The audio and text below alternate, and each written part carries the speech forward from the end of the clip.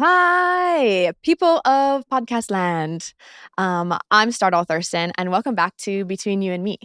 I know I say this every time. I'm so excited for this next guest, but a lot of people will say, this guest needs no introduction, but that's not true. This guest absolutely needs an introduction because it's just so, mm, the mana of the intro is giving. And so I'm going to read this out, and I just want you all to suck it up, enjoy it, and really pay attention because we're about to have a really awesome, amazing conversation with a woman who just is out there doing the things. And I'm super honored to have her here. So my next guest is a kupu of Kahalu'u and product of what she calls the gap in intellectual genealogy.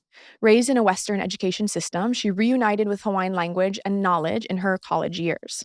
She holds BAs in English and Hawaiian and an MA in Hawaiian language, but considers herself to be a student of her great-grandfather's native language. She is a published author and PhD student who has a professional background in education and community advocacy. She is a cultural practitioner of the arts of Hawaiian featherwork, hulu, lauhala weaving, ulana lauhala, and hula. Through these ancestral practices, she hopes to heal and reconnect the generations of Kanaka Maoli grounded in Ike Kupuna and Aloha Aina. Please put your hands together wherever you are listening and watching for Pono Fernandez. Hi, sis. Wow. Thank you. Thanks for having me today. I'm so excited. Thank you for being here. What the heck? You are so incredible. I'm so no. honored that you're here. Oh, thank you. It's an honor to share space with you too. You do a lot for community, you do a lot for our people. So Shut up. I'm trying. Girl, we're all trying. How are you doing? How's your day? Good. Day's good. I'm just excited to be here and talk story. You're so beautiful. Oh. Well, one, we've interacted a couple of times, but just through like our friends with your hubby, Sean Pimentel, musician to all. Yeah. And so I've only ever seen you in like musical space, and we've never gotten a chance to like talk until today. Yeah. Until right before this. Yeah. So I'm just so honored, and I have so many questions. Yeah. I hope I have answers. Oh, girl, you do. Not even answers, but I think that why I love podcasting, and I've only done, this is now the 5th one, right? So I am no expert. But what I instantly fell in love with is like, since I've been young, I knew I was master of none, right? All I can do is vala'au, and because of that, and because I was not good at anything in particular, I was constantly curious, like what I can learn. And I realized, oh my gosh, if you actually listen to people, because not everybody listens, right, when they talk. If you listen, you can learn so much. And I've been so curious about the intersections of our modern culture, like me being raised in like very modern society with social media and entertainment, and like Western values, I'd say, but also craving to reconnect with my Hawaiian roots and to know what that really means, and the access points, of how to dive in. Because sometimes I've felt, and don't cancel me, internet, but I feel sometimes like Hawaiian culture, language, dance, it's ceremonial and it's protected, as it should be, but the access points aren't easy to find when you don't have, the kupuna that ties you here, or you don't dance for the like a kumu, so you don't have an in. Yeah. Yeah. And so these conversations with somebody who you've walked that path of reconnecting. And so I'm just so excited to have you here. And I'm curious where this all started for you. Because you talk a lot about reconnecting, right? Was speaking Olelo something that you grew up with, or that's something that you had to learn? It's something that I had to learn. I'm a graduate of Iolani School. Whoa. Cut the tape. I have to start there because at that time we didn't have any cultural classes. We didn't have a Hawaiian language program. The Hawaiian language program there was only very recently started. Yeah. Same at Pono. It was there, but it wasn't like there. Yeah. And we now have a Founders Day. My mom taught at Kamehameha. Oh, no way. And it was so I kind of had this connection. I would see what she was doing, but I would watch song contests on TV, you know. But my only connection to my culture was hula. And that all the credit goes to my grandmother, who was a hula dancer, and she made sure that I grew up dancing hula. And that was my safe space at school. It was the only place that I felt like I could be Hawaiian. Mm. And I think just even that concept of like, I grew up wondering what it meant to be Hawaiian. And I chose to stay home for college Mm. and chose to study Hawaiian language. And that's when I first really started to, well, I also felt really like a fish out of water at that time too, because I felt like I was the only person. Like, I grew up in Hawaii, I'm native Hawaiian, like, why do I not know Hawaiian language? And so my first few years at school felt really, really awkward, Mhm. trying to discover who I am, what my ancestors believed, when none of my family was connected to culture. Mm. And by no fault of their own, that's just the environment that they grew up in. Yeah. And so I can never fault my parents and my grandparents and my great-grandparents. My great-grandfather was actually the last native speaker of Hawaiian language in my family. Grew up speaking Hawaiian, was forced to speak English in school, and then never passed on the Mm. language to my grandparents and my parents. And so that was a choice. That was survival for them. They were told that they couldn't be Hawaiian. Even my dad's generation was like, you list Hawaiian last. If you're a bunch of different things, you Portuguese, Chinese, and Hawaiian is last Mm. because of that embarrassment that was associated with being Hawaiian. Wow. And I think, it ended up being my kuleana to rediscover that, do the work of reconnecting. And so, yeah, I had to learn language in college, Mm. but and it's still a journey. I don't get to use Hawaiian language all day, every day anymore. But I think my DNA and your DNA, our Mhm. DNA calls for it. That's one of the access points, Yeah. is really acknowledging that this is a part of who we are. And and it's okay to be us. It's okay to be Hawaiian. It's awesome to be Mhm. Hawaiian. We just got to figure out what that means, Yeah. for ourselves. Did you feel the, um, like, previous shame of, like, your grandfather or, like, parents of the Hawaiian, like, them putting it last? Did you feel that kinda creep onto your childhood knowing that they had mixed feelings about what it meant to be Hawaiian? Yeah, a little bit. I think there weren't very many of us in my class in high school. I was kind of the anomaly. I was one of maybe 2 that had a Hawaiian name, Wow. and I actually was teased in, like, middle school and elementary school for my name because it was so different. It was either like, "Oh, that's not Hawaiian enough because it's not long enough," Mm. or you know they would they would just make fun of my name because it was so different. Like, "Oh, that's a boy's name. Mm. It's not Hawaiian enough. It's not a long Hawaiian name." And so I've really felt that huki, that kind of push and pull of not being Hawaiian enough and being too Hawaiian at the same time. I don't think Mm. I was old enough to know that that's what that was, but I definitely felt it. Um, I was told I got into a really great school in college, and I was told, "Oh, it's just because 'cause you're Hawaiian, they got a diversity, yeah." I'm like, "Okay." So I could never win, when it came to that. Mhm. That was kind of rough, but now I know that I had to experience all of that to be proud of who I am now Mhm. and hold this space that our generation is Mm. holding now. Now, you mentioned that you got into school and it was USC, Yeah. right, that you were meant to go to? Yeah. And I think now we're all forced with a decision to like, it's not just the door. I realize the doors aren't just gonna open for you to Mhm. reconnect and for you to learn, Mhm. and yours was really academically, like, where Mhm. you first got Yeah. that, opportunity, but we all have a decision to Mhm. make to follow that, and I wanna hear a little bit more about what that decision was like, because going to Ilani, like, it's a prep school Mhm. that's meant to funnel into huge schools in the mainland, Yeah. or the continent. Mhm. How difficult was that choice, and did you have a lot of people around you that were like, "What are you doing?" Yeah, I did. I made the decision, on my own in my room, Oh, wow. really just kind of, again, that hooky. My parents worked. I'm not one of those ELNE kids that just write the check, Yeah, same.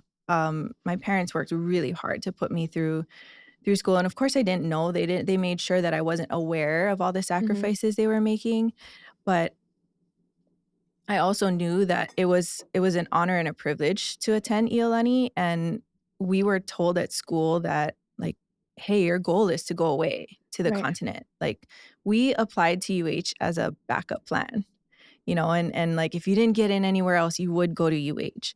And so when I had to tell my friends that I was staying home and I had tested out of my language requirement. So I had taken an AP class, Uh-huh. tested out of foreign language requirements at UH. So I really didn't need to take Oh, a wow. language, but that's why I wanted to stay home, was to take Hawaiian.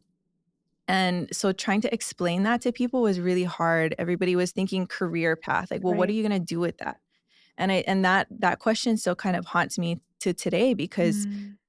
that was a natural, again, a survival thing. In order to survive here in Hawaii, you need to have a great job. You need to be able to pay these bills. You got to think about, your retirement, because we don't want to move away from home. We want to live on our ancestral lands. Mhm. And so still, it's that, well, how are you going to make a career out of this? And I had no idea.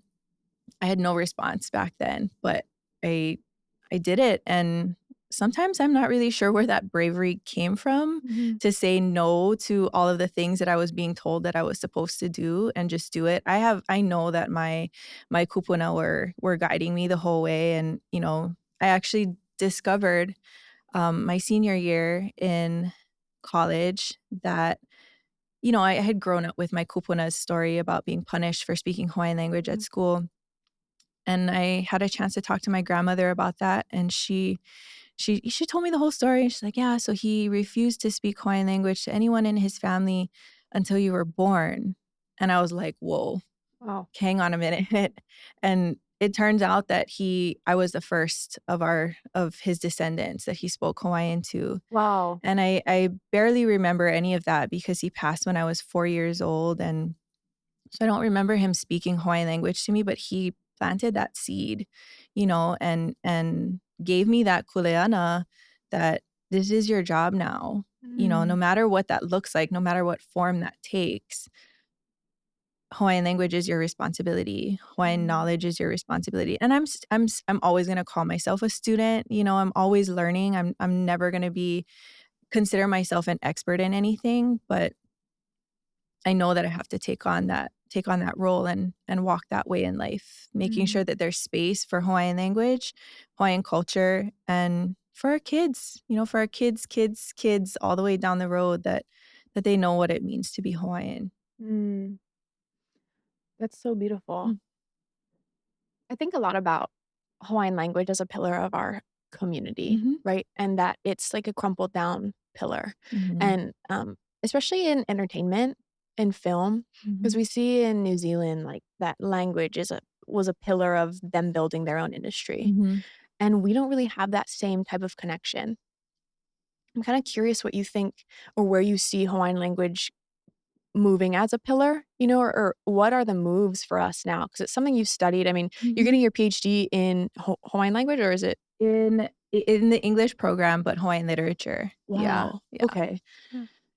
I don't know, I'm so curious, like, I'm sure your mind has formed so many thoughts about what it Mm. could look like now, Mhm. and it's, I'm sure, so hard to not look back and think, "Well, if this just never happened, Right, everything would be fine." right. And a lot of Hawaiians have the anger, Mhm. and I think some of us can't get past the anger to think Mhm. about how do we rebuild, because we shouldn't have had to rebuild in the first place, but I'm curious, like, where do you see the rebuild happening now?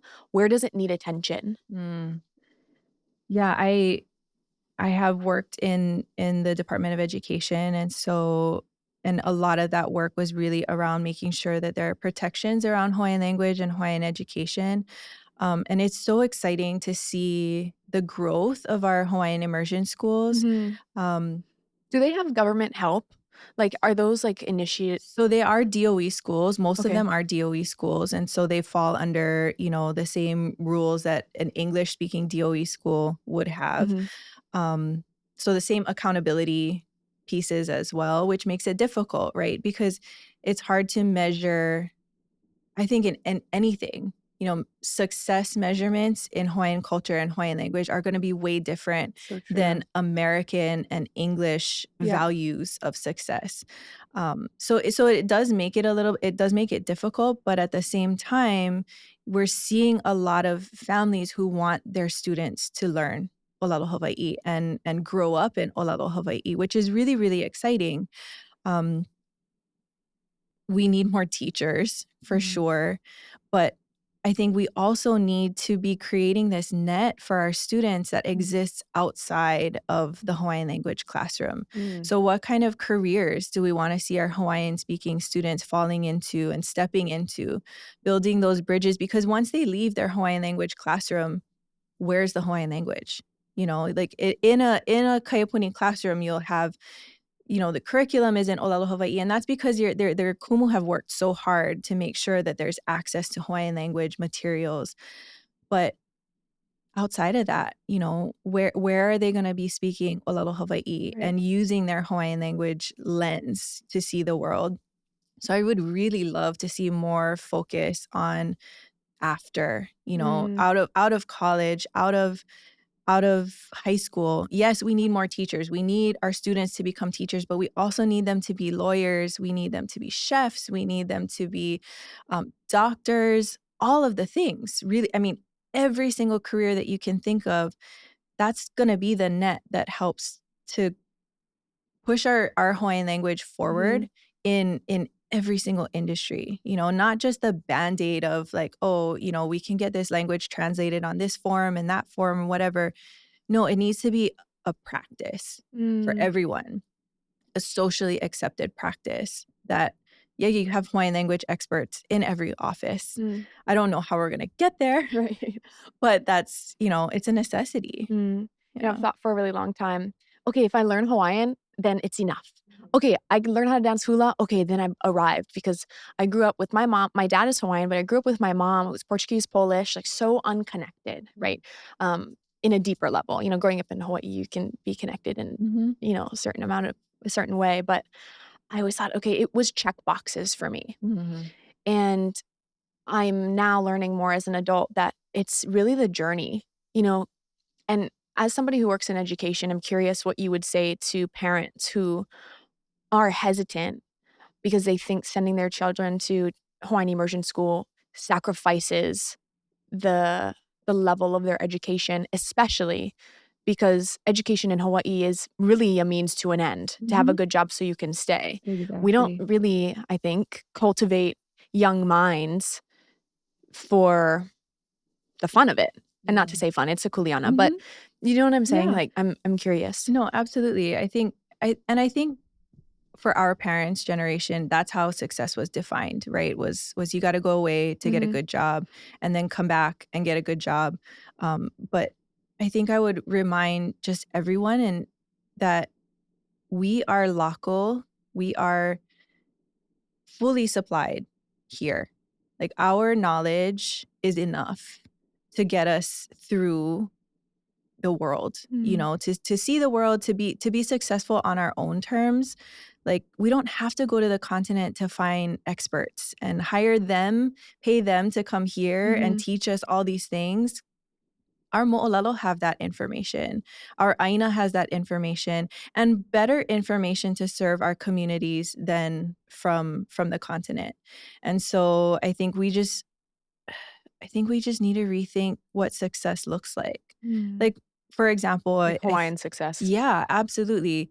I think we as a society think that to be successful, you have to go out and buy your own home. Mhm, But what about having aina where you can have multiple generations of families living off that land? mm, None of barely, I'm sure there are some, but there's not a lot of Hawaiians that are living on their actual kuleiwi, the land where their ancestors' bones are buried.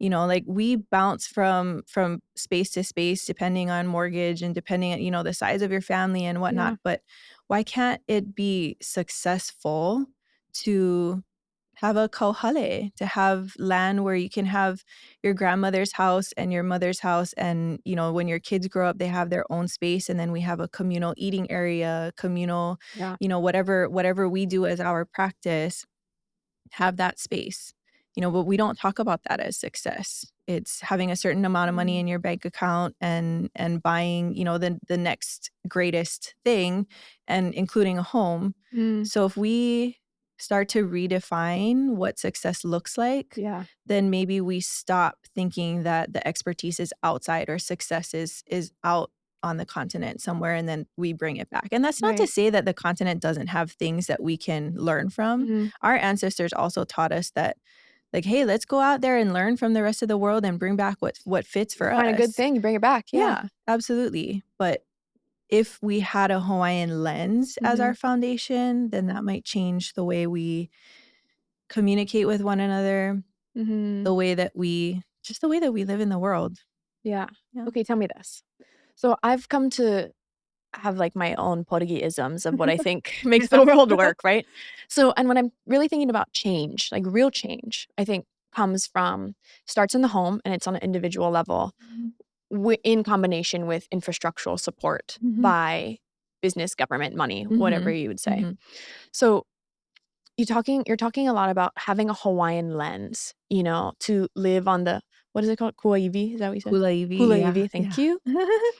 Um, what does that look like for us as individuals in the home to put that as a priority? But what could that look like infrastructure? How do we actually get there? Because we are just victim of the housing issue of Hawaii when it comes to 100%. land. Yeah. Yeah. Gosh, I don't think I have an answer to that one. I think, I would love to see, but again, it's because the definition of success comes from outside, Right. and businesses, we obviously want our businesses to thrive, buy local, buy from Native Yeah. Hawaiians. Um, but that idea of this circular economy, Mm, right? And pouring into what we have here instead of depending on resources from the right. outside. But those ideas of corporations and whatnot, that doesn't come from us. And Mm, so I think that's why it's gonna be so hard to make those changes. I think we also just need to think about the fact that we leave a footprint in the world, and what choices are you making that are either elevating our community or not, mhm, and when I talk about a Hawaiian mindset, it really is that. It's our aina is not a resource that we just use and abuse. It's our mm, kupuna, and we mm, have responsibility to aina.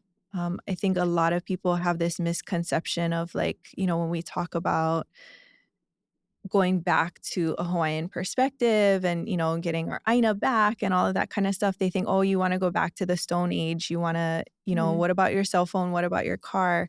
That's not what it's about. It's about us being aware of our responsibility as a community member, as, somebody that has responsibility to aina.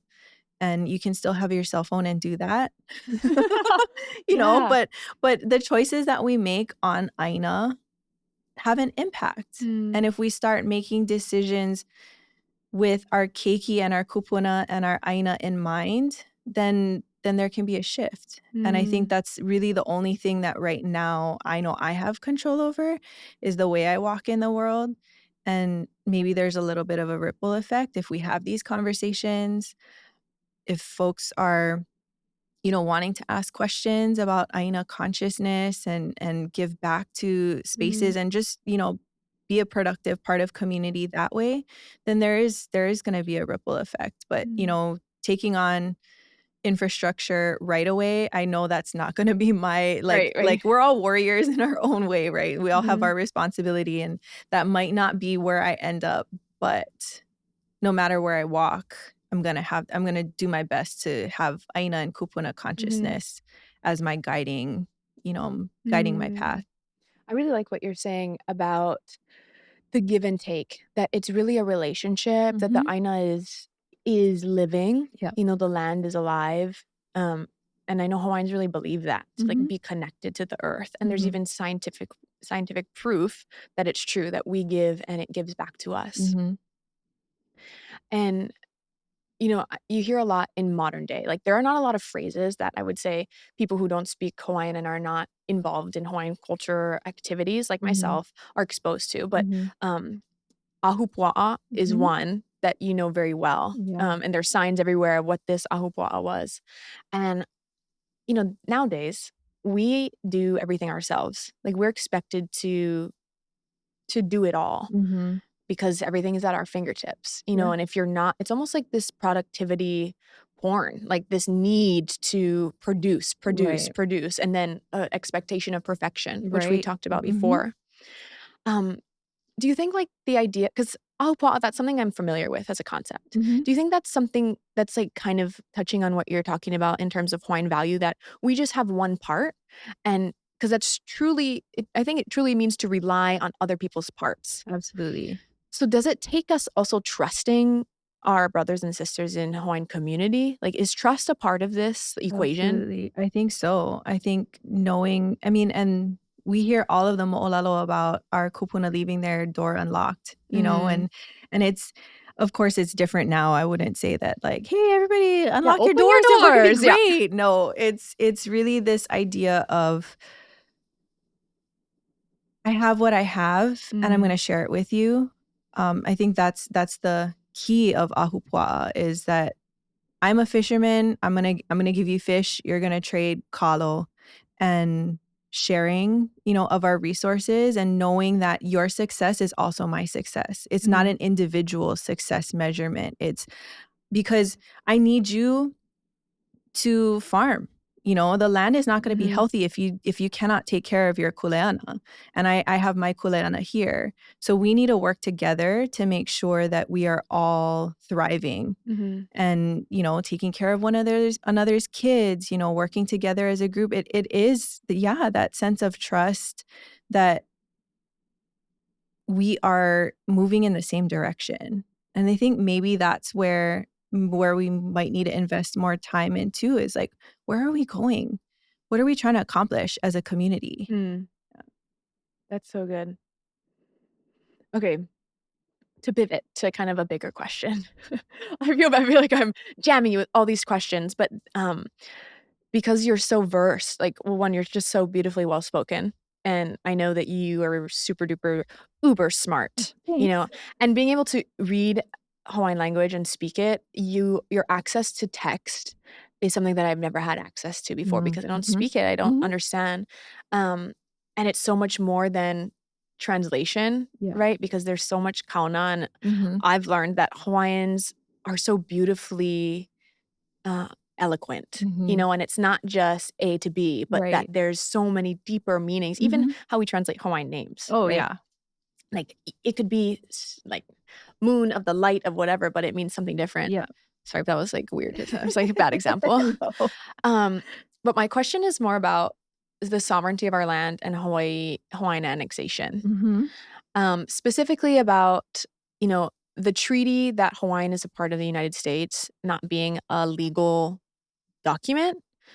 And, I had read that there was a similar treaty with England with another mhm, country somewhere in the Middle East that got proven in UN court to not mhm, stand, and they were given their rights back as mhm. Hawaiians. Or not Hawaiians, but whoever Yeah. they were. It's like Qatar or something, I don't know. Okay. QAnon. No, just kidding.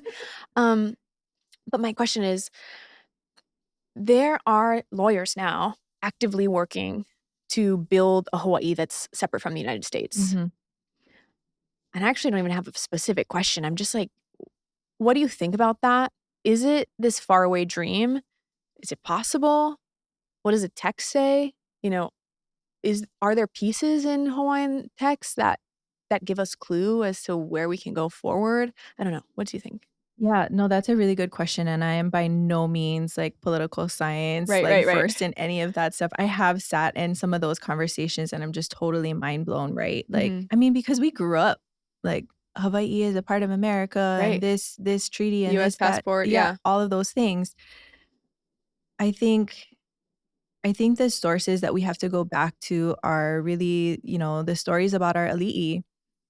I think, like, Queen Liliuokalani and how she carried herself, all of those documents and mo'olelo. So I think that the mo'olelo, and people think of mo'olelo like stories as like, "Oh, that's like fantasy," and, Mm.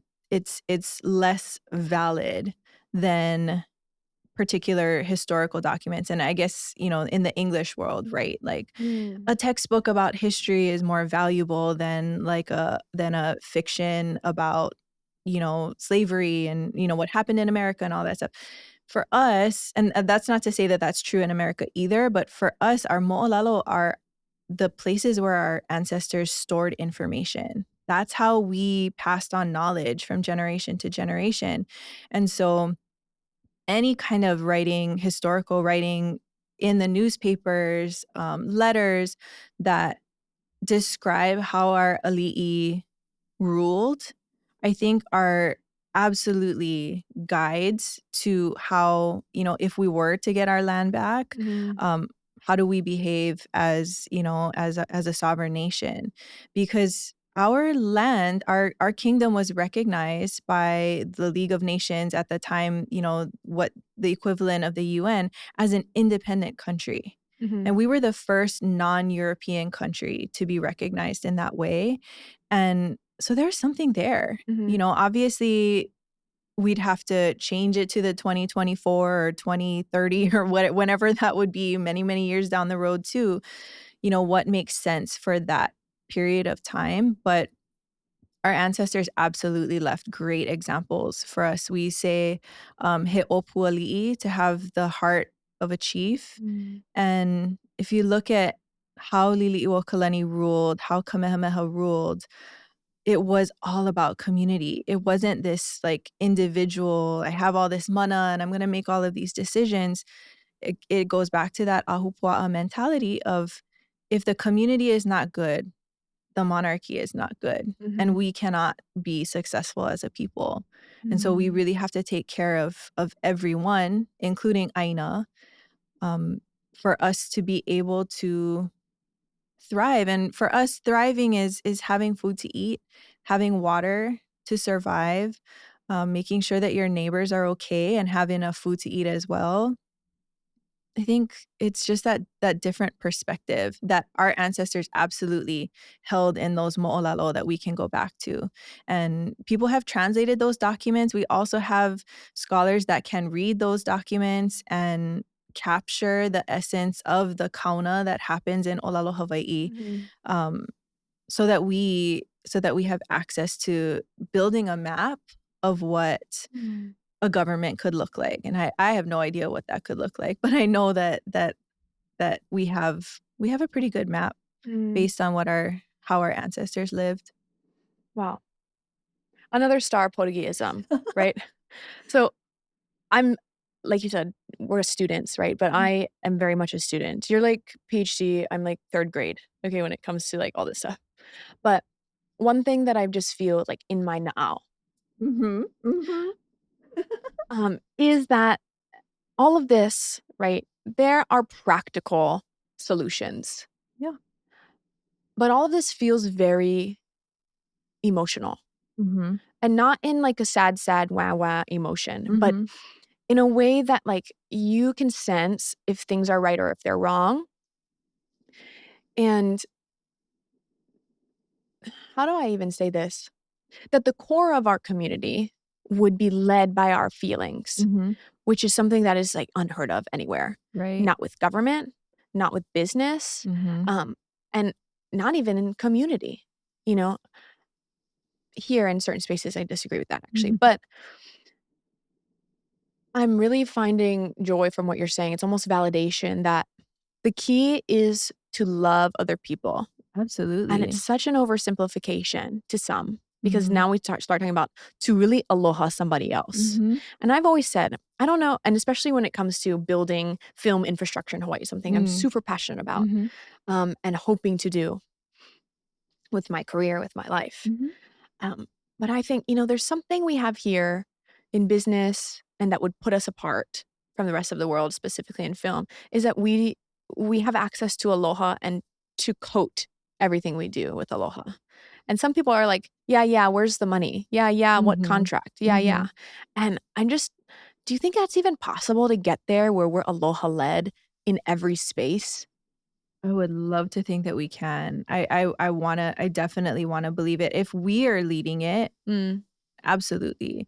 But you're right. We also are still contending with the world that's, well, what about the money? What about this? And there's no, like you said, there's no emotion and there's no heart in any of that.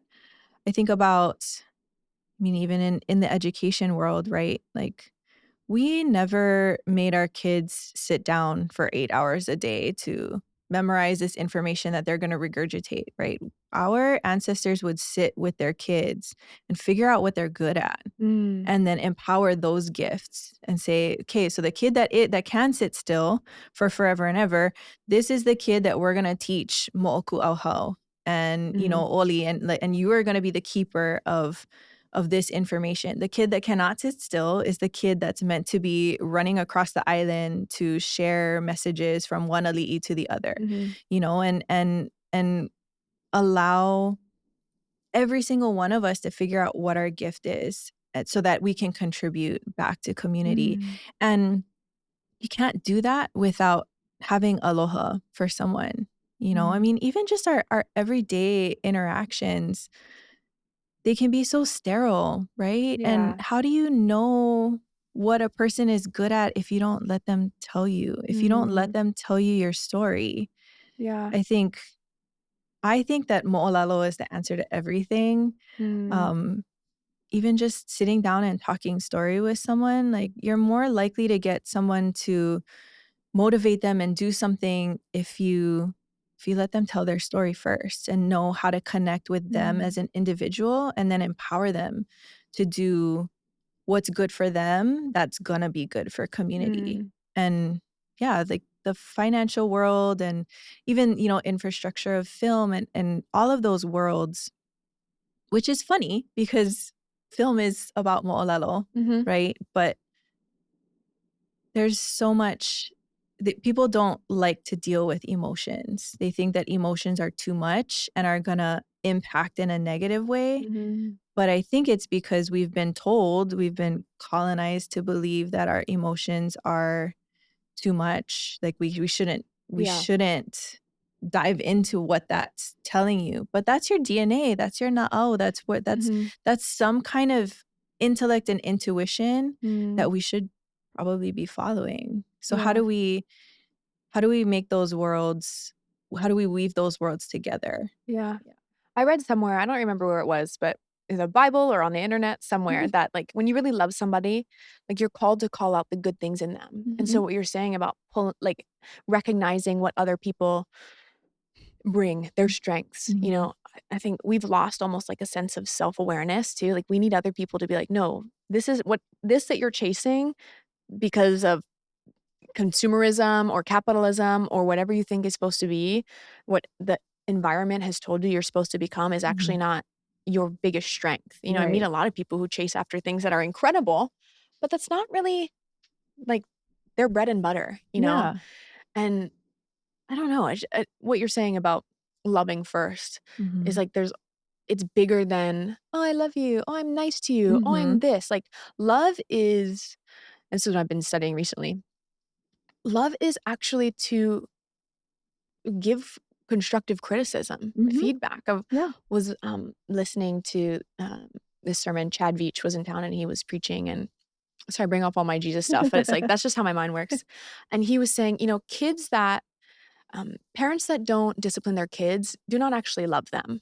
Mhm. What they love is themselves, and why they don't discipline them is because they're afraid of the rejection they'll get if they Mm. discipline them. Mm. And after he said that, I was blown away because I don't have kids, but I relate that a lot to confrontation Mhm, with friends, family. Why do I not want to confront somebody even though I love them? Because it's mhm, it's to love them to bring up something that either bothered you or you think is not healthy for your relationship or the mhm. community. But we're afraid of the rejection that it would bring by stirring the pot or Yeah. disrupting the Mhm, peace. mhm. And so I'm like, been investigating, like, love is actually not ooey gooey mushy. Cause for me, I'm like unpacking a lot of like Yeah. my relationship stuff that I want to have a healthy relationship in the future and figuring out like what really is love. Mhm. And I think people maybe overuse the term just aloha them. And even I do it. Aloha them. It's good, but like we have to also call each other out in love Yeah. to make room for each other's faults in love, because it feels like just aloha to the max or you're doing it wrong. Right, right. Um, Yeah. I don't even know where I'm going with this. No, well, I would go so far to say as I don't think aloha was ever meant to be that ooey gooey love either, Mm, and it's changed, right, over time to be commercialized, to be mm, something that we can sell, like, "Oh, everybody should come here because we have the aloha spirit, and you can treat our people like however, because we're gonna aloha you back for, no matter how you behave." I don't think that that's I don't think that that's how our ancestors understood aloha to be. Aloha is also a kuleana, like mhm, you're saying, that yeah, there is a little bit of accountability to, yes, aloha is absolutely what I was saying before of like, I'm gonna give you my last piece of fish mhm, because I know that when it's my turn to need help, you're gonna be there for yeah, me. And so it's not unconditional in that sense of like, "Do whatever, and I'm just gonna aloha." I don't think that that's how it was meant to be. It really mm, it's that trust in one another that we have the same mindset to care for one another and community, and so, yes, I'm gonna give freely to you, knowing that if the roles are reversed, you have mm, my back too. And I think that's exactly what you're talking about, that sometimes it does take a little bit of a like a tap on the shoulder like, "Hey sis, like I don't know if this is healthy for you. mm, I don't know, like you deserve better than that." That's aloha too. As hard as it can be, there's still aloha in there because we're thinking of what's best for one another, you as an individual and us in our ohana, in our community. So, yeah, I think we gotta be comfortable with the uncomfortable in that sense too. mm. Yeah. I love you're saying aloha is more kuleana than it is love, and makes me think about I'd gotten a comment on one of the videos I posted, um, that the aloha spirit is really a result of colonization, and it got me thinking, how much of what I believe is true to Hawaiian culture that Mhm. is ac or even local culture is a direct result of colonization. 'Cause I think I'm not exposed enough yet to really know what that means, Mhm. you know? I'm Mhm. curious what you think, like, where do you see colonization that people don't see, that that is a result of what happened to us as people? Yeah, I think that there's definitely, Auntie Paki, her mana'o of aloha, akahai, lokahi, olu olu. I think that is the essence of aloha, but absolutely, aloha spirit has been commercialized, has been capitalized and colonized in a bunch of different ways, again, with that sense of hospitality that, "Oh, we must cater to you because you're coming here and you're spending money," but we deserve to be treated well too. And there's a lot of that out there, I think. Mhm. I get so frustrated when I hear people say Hawaiian shirts. Because Right. and I just read a post recently about, where the aloha shirt comes from and whatnot, and that's really cool. I would love to learn more about that. But, being in this space now in this generation with all the access that we have to information, it's our responsibility to unlearn a lot. There's a Mm, lot that we have to unlearn, even, about the overthrow, because yeah. that's what a textbook told us. But who wrote that textbook? Mm, And what purpose are they trying to serve by writing in that way? Native Hawaiians now, we need to tell our stories from our perspectives. And a lot of those perspectives are still growing. We don't need to be perfect in understanding, language and culture and whatnot. As long as you're actively pursuing knowledge in mhm, one way or another, you're you're fulfilling your responsibility, and mm, then your responsibility grows too. We're never static in our kuleana. It's mm, always going the more you learn, the more you have to carry.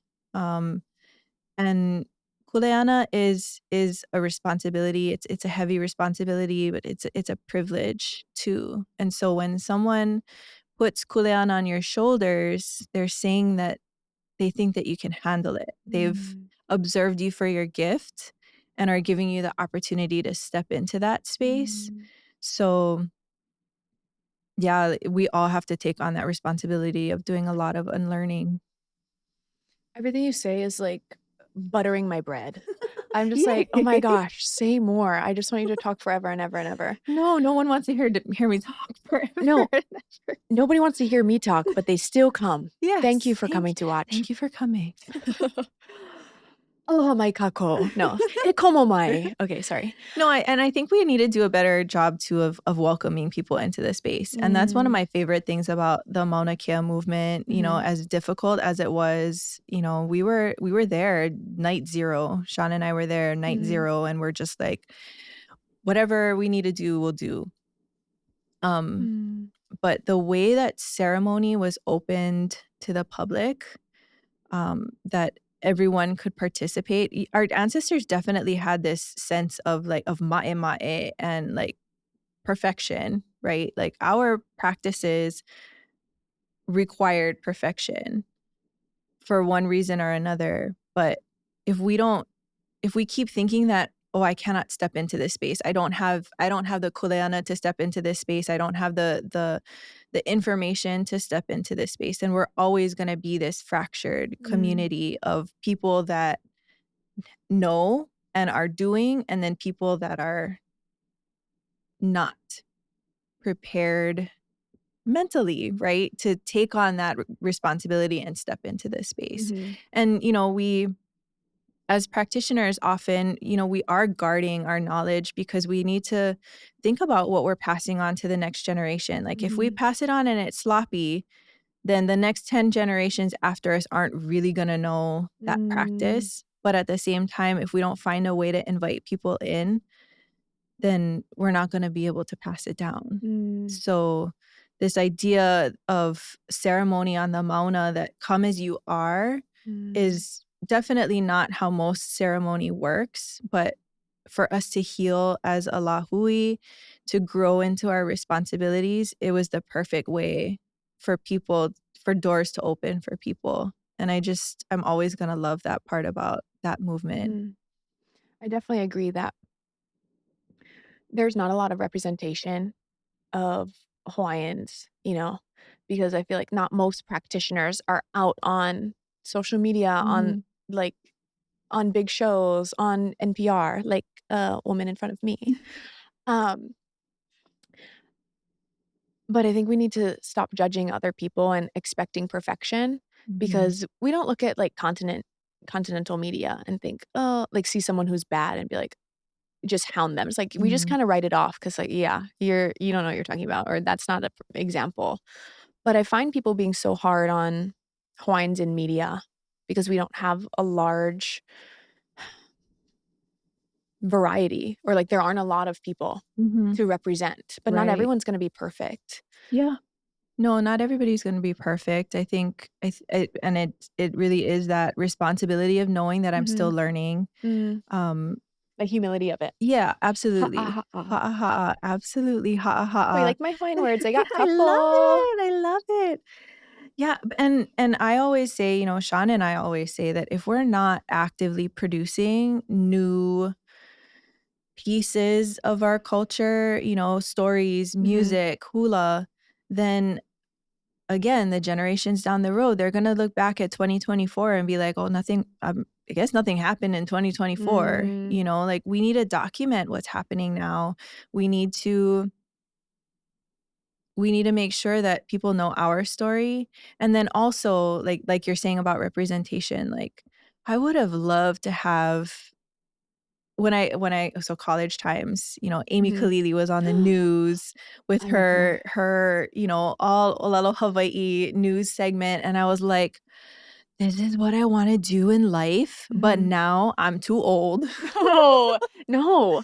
But, like, as a kid, can you imagine the doors that will open? And it goes back to what I Mhm. was saying earlier, like, if you have representation out there of like, this is something that I can do and then grow on top of that, then our kids, and not in our lifetime, the kids that we're not going to see in our lifetimes, they are going to be so well equipped to be present in the global world from a Hawaiian lens, from a Hawaiian foundation. And so the more that we can have that representation, and so yeah, like let's go out there, let's talk to media, people in the news, like let's work on Hawaiian pronunciation, like let's work on incorporating more Olelo Hawaii. And it doesn't matter who you are, but incorporate more Olelo Hawaii into what you do, because our kids need that. Yeah.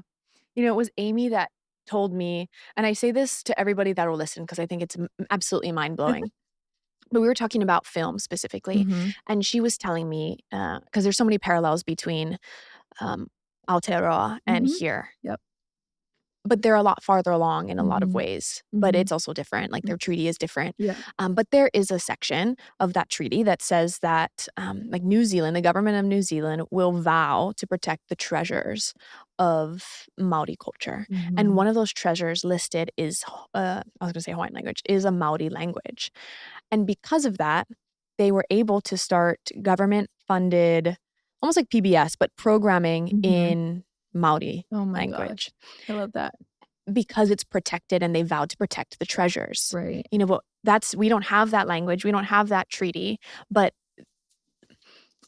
I think we can have all of the support, right? Mental, emotional support, because I don't think there's a Hawaiian out there that would disagree with what you're saying. Let's do this. That would be amazing. But then it's the money piece, right? Is. How do we actually do it? Yep. And how have other people done it? And I think we need to find people who will agree to protect the treasures of Hawaiian culture. Absolutely. But how do we leverage it? These are just questions that go in my mind. Yeah. It's just, I think we'll figure it out in our own way, and we don't have like the same type of anchors. But somebody with billions of dollars, if they want to start a Hawaiian language program and programming for young people, like call us. Yeah, animated shows in Olelo Hawaii, that'd be awesome. Thank you very much. Yeah. $1 billion. No, but I kind of have like a idea that it'll be like privately funded. Yep. I don't know that the government can support that. I wonder, OHA has money. I wonder, I know they're working on a lot of stuff. I shouldn't mention OHA. They'll like take me off the internet. They'll like wipe me clean. No. Don't do it. Don't do it. Right. We love you, OHA. Yes. We do. Yeah, we really do. But I'm brand new to like business minded stuff, same. So I'm like, okay, you guys are telling me we need money. Who has the money and how to get it? I don't know. I have all these ideas about like, private investors. Tell me. Hey, if you're required to, or if you're gonna invest again, totally not into like, I don't know anything about economy in the business world, but like if you're gonna invest in property here, you should have to match and or donate a certain amount of money to Hawaiian education, Hawaiian arts and culture funding, all of this kind of stuff.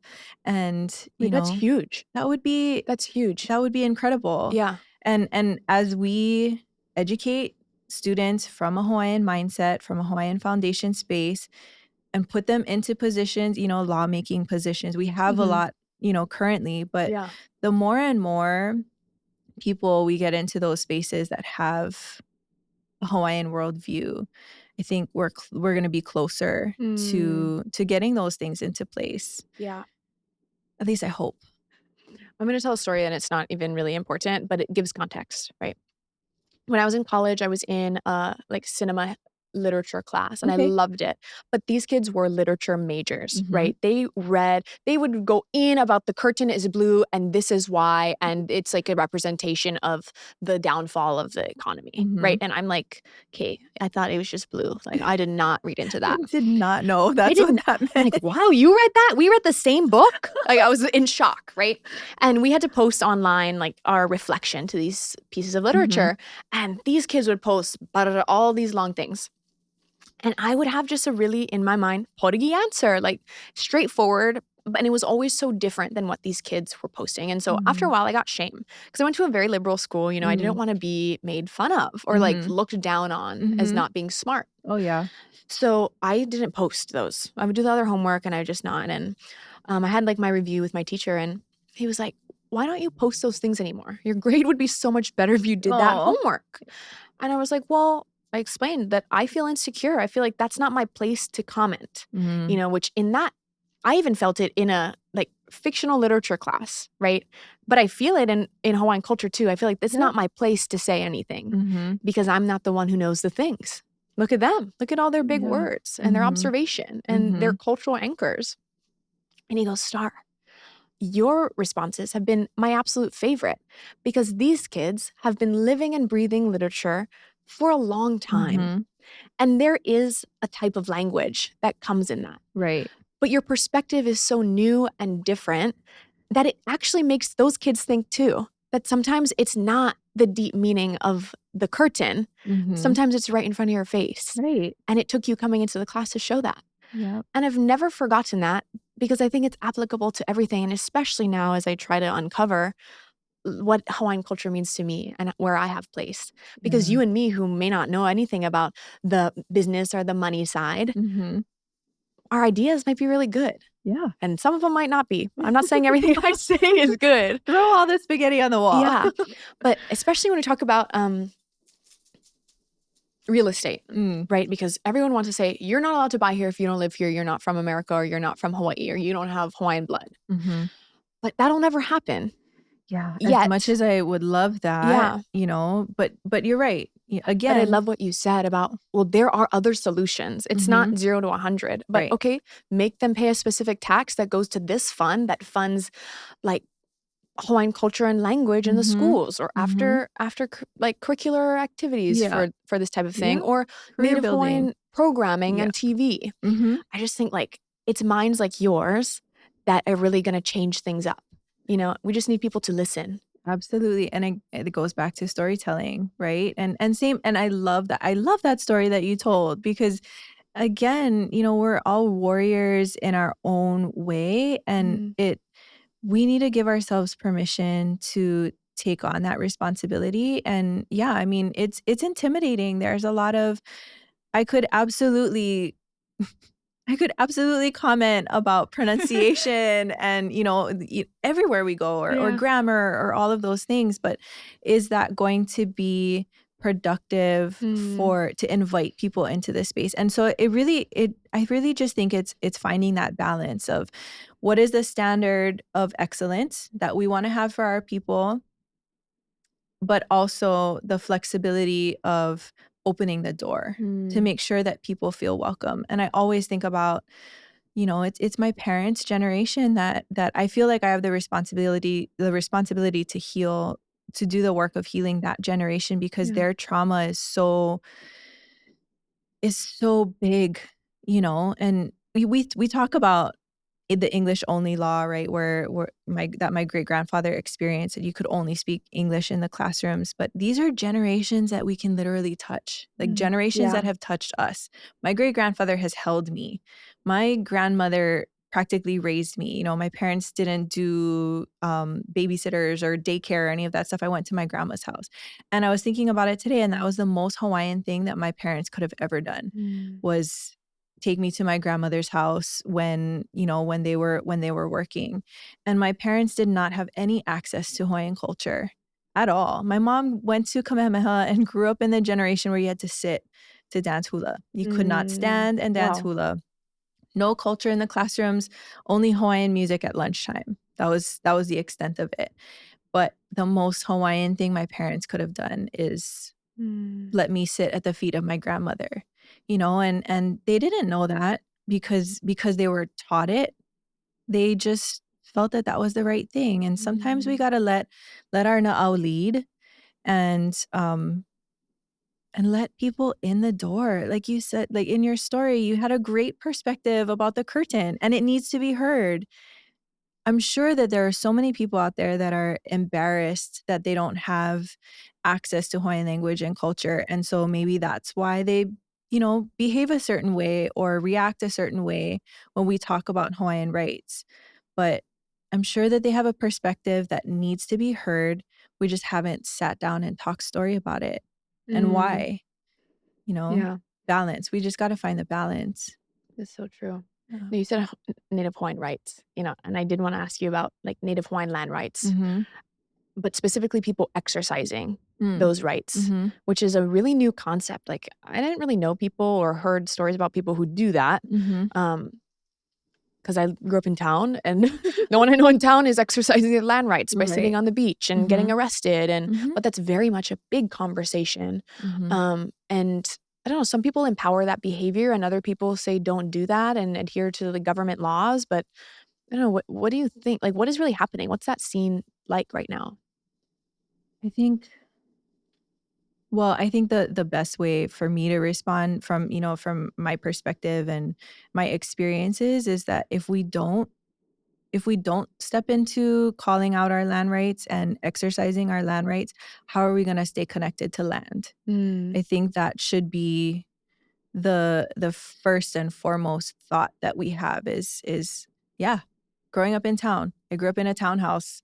I could see the mountains and the waterfalls, but I don't know the name of those waterfalls. I never knew the name of the wind and the rain, in that space. But if we don't recognize that we have land rights, then we also will have a hard time connecting with that land. mhm. So it's twofold, never wanted to be arrested for anything, or Yeah. or push the boundaries about well, I'm a rule follower, like through and Me through, too. total rule Teacher's follower. pet all the way. Yeah, Yeah. like I will not park where I'm not supposed to park, and if I do, I have the most anxiety. But, when it comes to being Native Hawaiian, Mhm. sometimes that's what it takes for us to be in our full power. Yeah.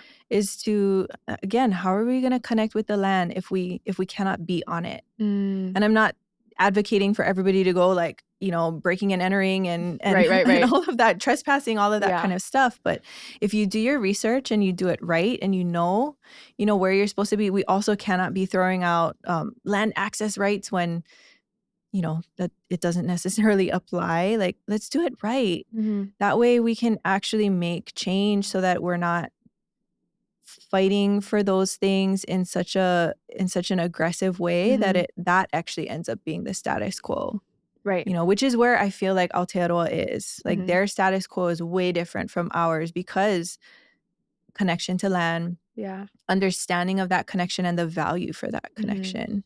So I just saw that amazing video that you posted. I saw it Mhm. first on your story, and Mhm. then it was all over my media Yeah. too. About I don't remember her name.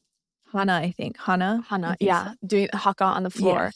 Do you know what they were fighting for? From my understanding, so right now, as we look at Aotearoa as our big brothers, and Mhm. sisters and ohana that have led the way to fight for Maori rights. But right now, the structure of the government is favoring the other side, and And they they're have different trying. colors, right? Was What's it that? they're like party colors. Yeah, yeah. I think they have the different party color. I It's mean, like like green is Maori people, like cultural. Okay, I possibly. don't I'm not remember sure. because I was like, "Green, what is this?" There's Okay, there's sorry. a Maori party, like an actual Maori Okay, right. party, and but whoever may be in the government infrastructure Yeah. right now is moving away from Maori rights and even like against the language where they want only English spoken in spaces, and so they're trying to undo some of the treaty the treaty that you spoke about. They're trying to undo some of that Oh, wow. to be more towards the English and Western perspective, which would mean Maori lose a lot of rights, access to language, all of that kind of stuff. And so the Maori party right now is fighting against that. And I love that young woman, she's the youngest, Mhm. member of parliament, and she led that. I didn't see the whole video of the circumstances Yeah, around yeah, it, yeah. but she ripped up that bill and everybody jumped The on the slow floor with rip, her. The I was like slow rip. Oh my gosh. I was like, she reminded me of, like, AOC for, like, liberals here, like, yes. just oh, Yeah. I man. was like, if I was a young girl and saw that, like, I wonder how life would be different, You are a for young me. girl. Oh, she's trying. She's trying. Oh my gosh. No, but when I saw that, um, because I feel young as a 14-year-old inside, right? Mhm. But I was like, "Okay, I'm done watching. Yes. I don't wanna watch. Yep. I wanna do it." Mhm. And despite all of the fears and all the thoughts that I'm not equipped enough, I don't olelo Hawaii, can't oli, I can barely dance hula, I really can't dance hula, like, all these things, but, um, you know, hearing your story about the decisions that you make to Mhm. follow it, I feel like I'm finally at a place in my life where, "Okay, Star, Mm. make the decisions if you don't wanna be a watcher Yep. and you wanna be a doer." Yep. Um, because she just inspired so many people, but she was only like, she was just activating her own Mhm. identity, Yep. and the power that we all hold when we touch our identity. Mhm. Like, I think everybody can be capable of that, Absolutely.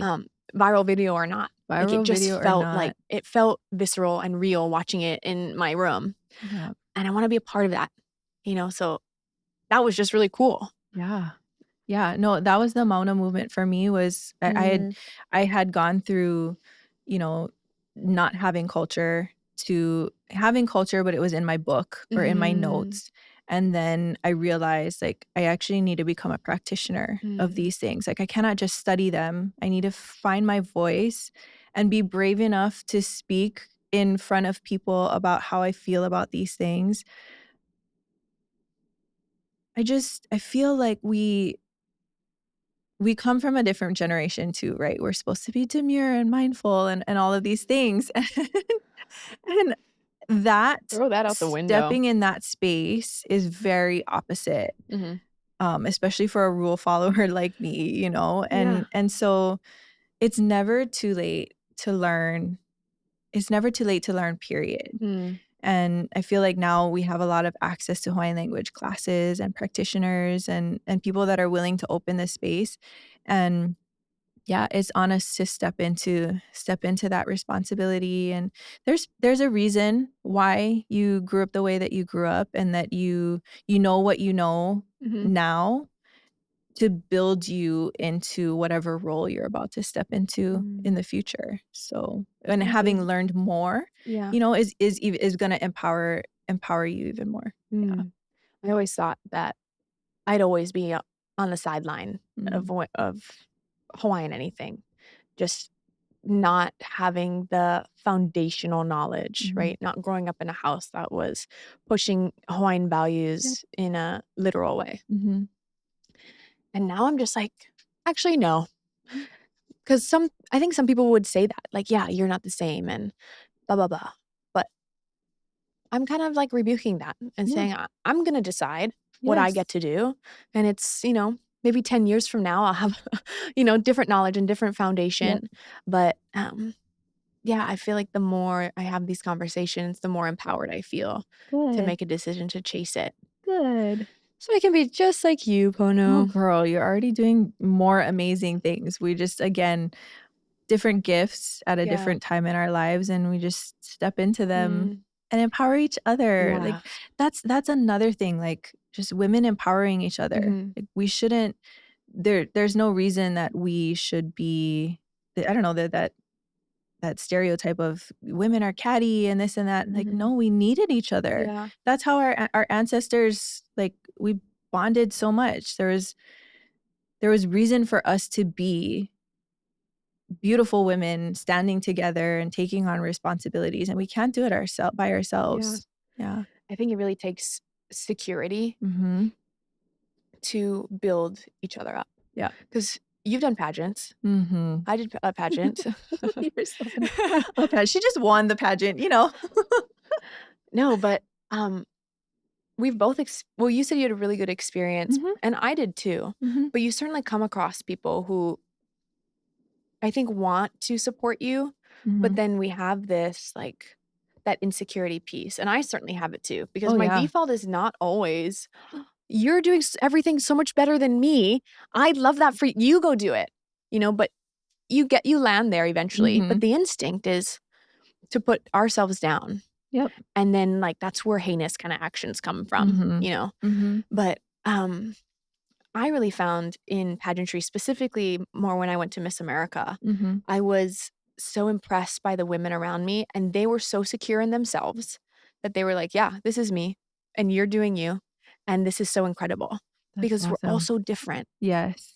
And I think it was easier because we were from different spaces. We had Mhm. an entire state to ourselves, right? Mhm. So it's Yeah. like doesn't feel like anyone's True. infringing on your stuff. True, true, true. Um, but it takes meeting women who are doing it to become women that do it. Absolutely. And that was kind of one of the first places I saw that happening. And I was like, "Oh, we can have rooms of women that just uplift each other." Mhm. Because I used to actually be really afraid of girls. I Mm. thought they were scary, I'd kinda gotten made fun of in Yeah. school, and, I just I didn't get it. Even though being raised only by women, my mother and my grandmother, I thought, "Oh, like, I wasn't a girl's girl," Mm. and I craved the attention of boys, and I Mhm. wanted to be a cool kid and Yeah. not overthink and not Mhm. be catty and made fun of, Yeah. and then pageants really turned me into a girl's girl. Yeah. Oh, So, there's a good thing that I came out of it, love I that. guess. No. I love that. No, and it really is a community of women, and I Mhm. love what you said about, I mean, heck, when I was running, I had no idea. I thought I knew who I was and where I was going and what I wanted to do, but looking back on it, I definitely did not. And now I'm in a space where I'm giving myself permission to grow Mhm. and step into hard spaces and really kind of grapple with like, yeah, I'm at this place now, but what is my legacy gonna be? Mm. And you have to keep growing in order to step into that. You cannot just be a static human being, which was hard for me. I was the kid I would cry at the end of every school year because Mm. I hated change, like, Mm. I don't know who my teacher's gonna be, I don't know who my classmates are gonna be, Yeah. where are my friends going?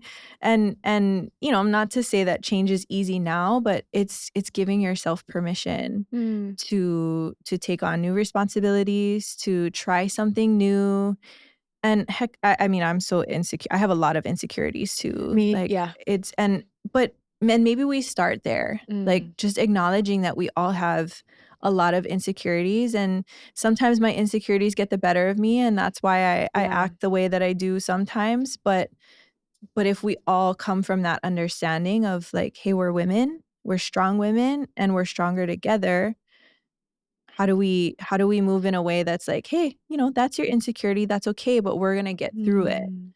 And I It's feel so like true. yeah. I was just talking last night, about falling into the rhythms of grace, and the idea of grace being a rhythm, not like a blanket coat, and this is more in, like, my biblical understanding that, like, we can put grace on from God and, like, that we're human and not perfect, and God's grace is so good that it coats you. But actually, grace is more like a rhythm because we will constantly be human, and Oh, yeah. we will always have something insecure, some anger comes out, or we say something we regret. But to fall into a rhythm of finding grace for ourselves Mhm. and finding grace for other people. Yeah. I never thought about grace like that before, Oh, and yeah. I think it ties into what you're saying, like, there will always be something. Nobody is perfect, Mhm. but we can step out of it because it's a decision. Yeah. You're a published author. I wanna hear about your book. It's actually an article what oh my gosh, I can't even think of what you would call it. It's an article in a larger book, but it's the book that I would have wanted to read as a kid. It's an amazing compilation of art, like, Mhm. photos of fiber art as well as people like Solomon Enos and, paintings and all authors of Pacifica. Mm. So people of the diaspora that are living, on the continent and elsewhere, but really focusing on this Pacifica mentality of what is the fantastic. So I think we think about the fantastic as like magic and Mm. and things that are not real, but it really gets us to grapple with this idea of our ancestral knowledge Mm. in that lens. So you have a bunch of, short stories that read very science fiction. Um, you also have some literary analysis. So I did a piece about the story of Pele and Hi'iaka, Yeah. it analyzes different adaptations of the Pele and Hi'iaka story, and really what I say in that piece is that like I said earlier, we need to contribute to the continuum of mo'olelo Mm. in order for us to live that story. Pele and Hi'iaka are still here. The lava's still flowing. The ferns are still growing. Our islands are growing and changing. And we need to understand that, again, that's not a faraway concept. We are present day people.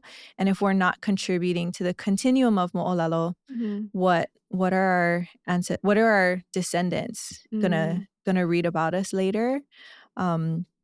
So yeah, just encouraging people to live our mo'olelo, that they're alive and well, and the rainbow that you saw this morning, that I saw this morning, Mhm. that's our elements speaking to us. Mm. And that's our ancestors. That's our ancestors' way of seeing the world, and we can absolutely give ourselves permission to connect. Yeah. Mm. It kind That's of so good. sums up a lot of what we've been Yeah. talking about too. I like that permission to connect Mhm. because I think we do have to give not only others, but ourself Mhm. permission to dive in. Definitely. And so where can we find that book? It is published through UH Press, Okay. so they're selling it online. I don't Mhm. think it's in stores yet. There's Okay. also gonna be a digital version, which is gonna have Mm. some augmented reality Oh, kind of cool. art as well. I think that's coming. It hasn't come out quite yet, Yeah. but Oh, yeah, gotcha. UH Press. Ooh. And Yeah. what is it called, the name of it? It is called the book itself is called, oh my gosh, that's so funny. Sean and Justin also forgot the title of the book, and here I am. An Ocean of Wonder. It's called An Mm. Ocean of Wonder, The Fantastic in the Pacific. So Wow. it's a beautiful, beautiful blue art cover, and yeah, I can't put it down. There's so much to dive into. Wow. Yeah. What can't you do? That's A incredible. lot. There's No. a lot I can't do. Oh my But we do it gosh. all together. Amen. Oh my gosh. You're so amazing. Oh, I I'm think the same of you. Oh my gosh, no, I am nothing. I'm nobody. You are like doing the things and to think that you were really like under my nose for all these years, and I was still like figuring out my life, but that we've been around each other for Mhm. it feels like a couple years, Yeah. but Yeah. never I just had no idea that you were this like fountain of knowledge Oh, and thank you. beauty and I'm definitely an intellect. My mind works like that. And I'm not as decorated as you in Oh. terms of like degrees, but I really appreciate people whose mind that work that way, Mhm. because really all it translates to in like life is being able to articulate the things that you learn. Yeah, yeah. The degrees are a piece of paper, really, and in all honesty, it was just because I love learning. I Yeah. love being a student. I love reading, and I was like, I may as well get credit for Uh, it while I'm doing it. Period.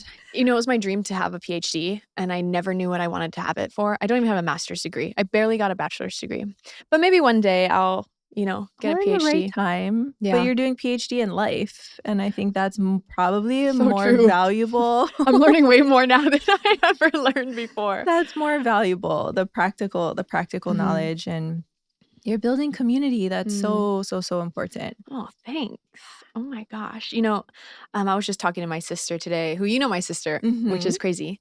Um, and I told you before, like I'd wanted to do a podcast for a really long time. Never thought that it would actually happen, because I'm just Star from Kapahulu. It's like nobody wants to listen to me talk, right?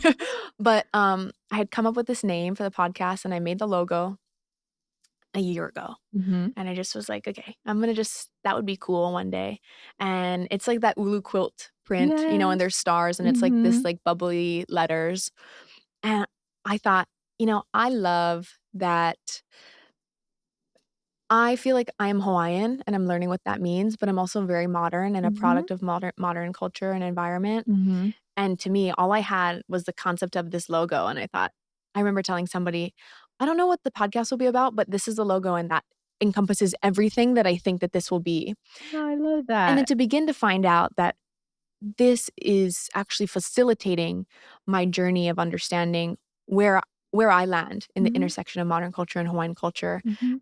And then to find online that there are so many other people who identify with that Mhm. and thinking like, wow, is this conversation where I'm supposed to be living right now? And absolutely, Yeah. but it's just so cool for things to come full circle, for Yeah. you to come on, for us to talk about these Aw. things. And Mhm. I feel really empowered and there's a call to action there. You know, it's not just like a fluffy, fun conversation. It's like, No. okay, what are the next steps? Mhm.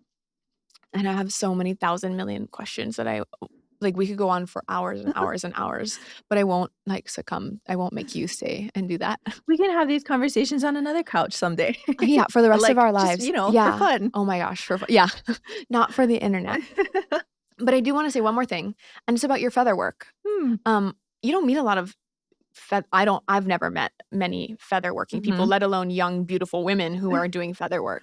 And your piece, or many pieces, I think, were displayed at UH Mhm. and in galleries, and Mhm. I just wanna know, like, what that feels like doing things with your hand. I know you weave aloha too, but Mhm.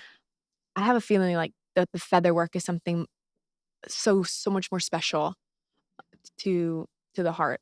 Yeah, they're both really special. I came across working with feathers, through hula, through my halau, where, our halau was required to make a lei, and I there was a little bit of a pressure, like, you can't get on the plane to Japan until your lei is po, and, like, "Oh my gosh." And, the first lei I made, our kumu actually cut it up because I was brand new at it, and there was so much of the technique that I was still learning, and but, I've come to a place now where I'm okay starting over on a project.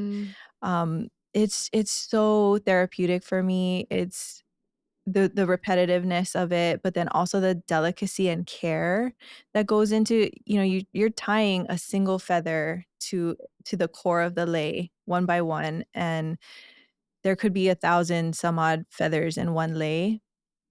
And I just, that's my me time, that's my fun time, and I've learned a lot from feathers too mm, because they're also different. You have to cut them, to the length that you're gonna use them at, and then tie them on, but the feathers are so different. Some of them are curvy, some of them mm, are really lahi-lahi, they're very soft, and others have a really, like, firm kind of structure, and but they all lie together perfectly. mm, You have to know how each feather wants to be held and placed, and where it wants to go next to its friends.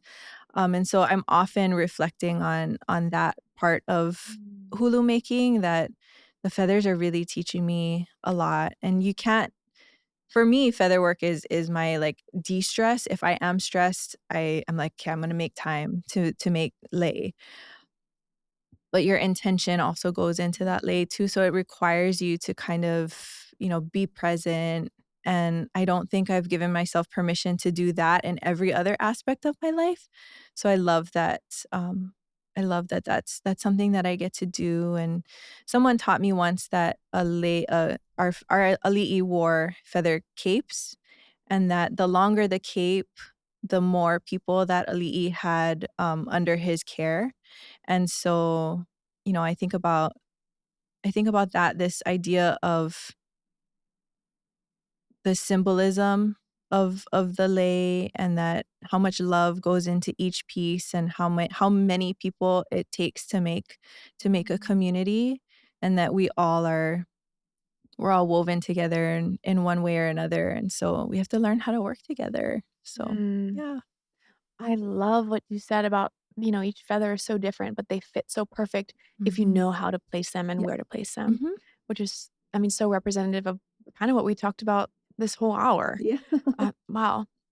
Just shows you how smart Hawaiians are, and that Absolutely. it's more than just topical knowledge, but Yes. there are, like, foundational things that are intuitive to our culture Yeah. that Well, just go across. and our ancestors didn't have a word for art.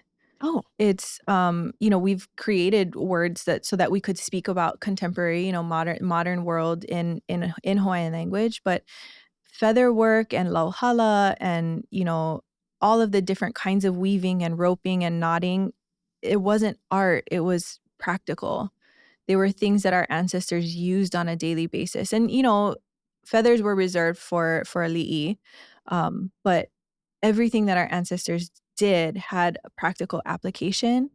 And so even though we look at it as art now, or an embellishment now that we get to wear, anytime I wear lei hulu, I think of my ancestors. I don't know which ancestor, along the path had a love for hulu, but I'm sure someone did, because I know I'm not. Even when I actually am my great grandmothers both were lauhala weavers, so all of the work that I do with my hands, I know that it's not just my hands on the project. There's kupuna hands there too, and it's nice to just have that kind of perspective in life, that we're walking in a line of ancestors that have gone by and descendants who are to come, and the way that we behave in this world should reflect on all of them.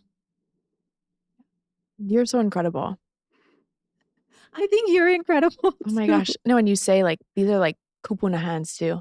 I think my work, what I'm really called to, is a lot about voice doing this, and I completely resonate with the idea that these are kupuna voices. It's not just me. It makes no sense. I'm 26. I shouldn't be able to talk at all about anything, but I feel, like, the call of that. Yeah. Wow. Oh my gosh. Pono, I'm obsessed with you. I love you so much. I love you so much too. I Okay. can't wait to spend more time with you in the I know. future. We've just discovered something incredible. Yes. But we do something kind of at the end, Okay. that I'll have you look in camera and you'll just say, "Okay, my name's Pono Fernandez, and between you and me, something." It could be something that's like, I don't know, like we are Hawaii or whatever it is, like that you just feel on your heart after our conversation, and your message to the lahui and the aina. I don't know. Okay. So you can totally think about it. Okay. I shouldn't think too long. Okay, I think I got it. No, okay, yeah. Go. Okay. Charge them right into camera. Okay. Between you and me, ua lava kupono oi. You're enough. It doesn't get better than that, ladies and gentlemen. Ladies, people, and gentlemen. All the peeps. All the peeps. Okay, thank you for sitting down with me. Thank you. This is all I have. I'm Aw. like, I can't wait to rewatch this and just, like, suck up everything, because there was just so And much. cut out all the things. No, I'm cutting nothing. I'm cutting nothing. You're so incredible. Oh, thank you. So, Thank you for wow. having faith in me. No, oh my gosh. That was my cut you to the max. Mahalo for that. Of course. And I can't wait to learn all these new Hawaiian words that you're going to teach me so that I Yeah. can be more ku'e. Now we need to go to dinner more often. I know. That's the plan. I know, without the boys. Yeah. Nah. They're too loud. I know. You guys sit in the other corner. Yeah. You can No. sit in the other part of the restaurant. Okay, amazing. A hui ho to the people. Thanks.